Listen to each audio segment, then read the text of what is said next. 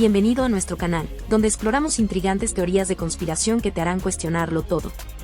Hoy nos adentramos en el misterioso mundo de MKUltra, una alucinante teoría de conspiración que ha cautivado las mentes de muchos. MKUltra, como teoría de la conspiración, se centra en los experimentos clandestinos y muy controvertidos realizados por la CIA a mediados del siglo XX. El nombre en sí está envuelto en un velo de misterio y evoca pensamientos de manipulación y control. Estos experimentos buscaban descubrir los secretos de la mente humana y aprovechar su poder para sus propios fines. Los sujetos fueron sometidos a diversas formas de manipulación psicológica, incluidas técnicas de control mental inducidas por drogas.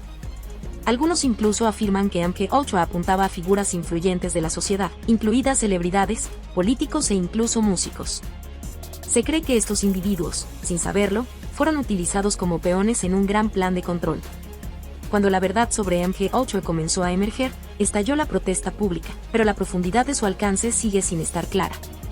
Algunos teóricos creen que todavía existen restos de estos experimentos, ocultos bajo capas de secreto gubernamental. MKUltra plantea preguntas inquietantes sobre la ética y los límites morales de quienes están en el poder. ¿Fueron nuestras mentes manipuladas sin saberlo para su beneficio? Y si es así, ¿cuáles fueron sus verdaderas intenciones?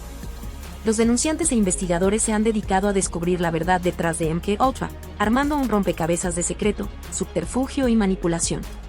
Sin embargo, las pruebas concretas siguen siendo escasas, ya que gran parte de ellas fueron destruidas en un intento de borrar este oscuro capítulo de la historia. Pero la persistencia de quienes buscan respuestas alimenta el fuego de esta teoría de la conspiración. Es posible que los secretos de MKUltra nunca se revelen por completo, ocultos en las sombras de información clasificada. Pero una cosa está clara, sigue cautivando las mentes de quienes cuestionan la narrativa oficial. Gracias por acompañarnos en este viaje alucinante a través de las profundidades de MKUltra. No olvides suscribirte a nuestro canal para obtener más contenido que invite a la reflexión. Mantén la curiosidad, mantente despierto y recuerda cuestionar siempre todo.